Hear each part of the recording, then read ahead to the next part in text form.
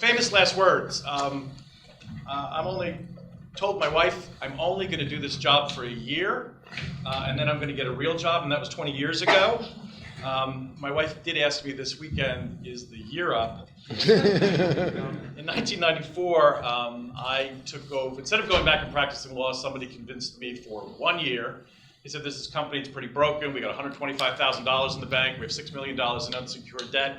But let's give it a shot. We can't do it in a year. We'll do something else. And I said, fine. So I showed up at work the first day and was handed a $5 million transition condo lawsuit by a sheriff's officer. And that was my first day. Today, we're coming off about $400 million worth of projects that we've done in Newark and in New Brunswick over the last 12 months. Next month, I anticipate financing $210 million in all places in Atlantic City, New Jersey. And today, we have about $300 million on our balance sheet. We have an operating budget of about $5 million. And you just may ask, how do you do this? We're the catalyst for the assemblage of real public-private partnerships. So the New Brunswick Transit Village that Paul mentioned is a good idea. I'm the office developer. I've never had the luxury, and soon I hope I do have the luxury of building office buildings. But because land is so high, opportunity is so limited, and resources are certainly limited, most of the projects we do are extraordinarily mixed use in nature. So a project that we finished just a couple of years ago, I'll start with our partners. Devco, a not-for-profit developer, is the master developer. We had a for-profit residential partner, Robert Wood Johnson University Hospital, Rutgers, the Parking Authority, were all of our partners. And with that, we were able to build 200 housing units, both rental and for sale, market and affordable. We did 80,000 square feet of office space. We did approximately 100,000 square feet of retail space. We built a fitness and wellness center. We built a swimming pool underneath the parking garage. We built 2,000 parking spaces, and we were able to connect both of those buildings to the northeast quarter of both the east and westbound sides, so you should have access directly to the train platform. The formula that makes these things work, our partners never would have done this on their own. It was the ability to bring them together, to pool their resources, and to look for opportunities without us as a catalyst probably would not have happened. I'm sure everybody here on this panel works at least 12 hours a day.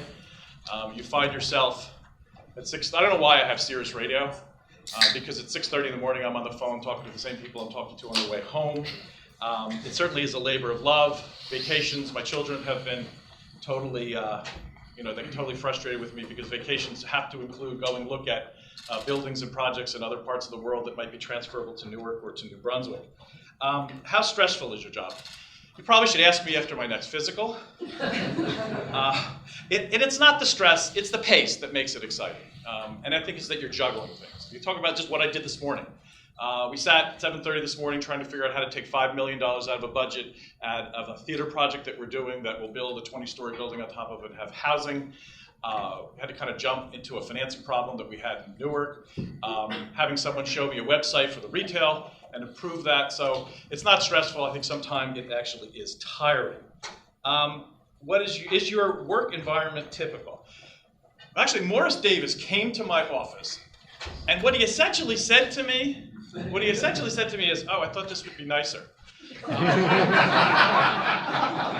Now, partially it's not nice because we're a not-for-profit and we don't want to make it look too good. The second part of it is we never get around to actually fixing up our office.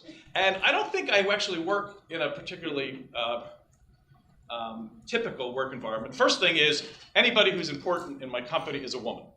I'm not quite sure how that worked out, but all the senior people in my office are women. And almost nobody ever leaves. So almost everybody who's worked for me, we've worked together for 20 years, or they're on that course to do that because they came as interns, mostly Rutgers interns, political scientists, economics, accountants, and they just stayed. Sometimes I offered them jobs, sometimes they just stay. But it really is a chaotic environment. I do find myself, and I guess I feel a little bit like Michael Bloomberg, as we sit in the conference room and people come in and out with whatever issue they're working on, and sometimes we're working on 3 or 4 different things at a time. I've certainly have found that cameras work really well, so we've got cameras situated around New Jersey. We can actually look at our projects and talk about them in real time. Range of earnings. Here's the problem. It's a not-for-profit.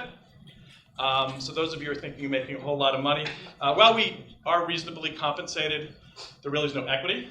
I don't get a piece of the action anywhere. They pay me well. They fringe benefits, bonuses, you get all those kinds of things. But you don't make enough money to both send your children to private school and college and have a beach house. But to put it in context, interns come to work with me for $15 an hour. We end up hiring them for $40,000, and my two most senior people make over $250,000.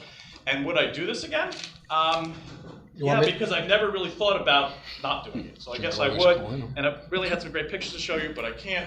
But look, this is what, I don't just like to actually say, like, we take crappy places and make it look good. So this is this, that's what it is now. That's the Gateway project that we just talked about. This is the project that we've done. It's really kind of cool. This is where I bought my first bicycle. It used to be a bike store, but it now is a food store and a wellness center.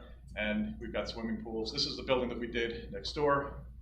It was crappy. It's That's nice. 15 Washington. Yeah. And this is the Honors College. We just finished at Rutgers.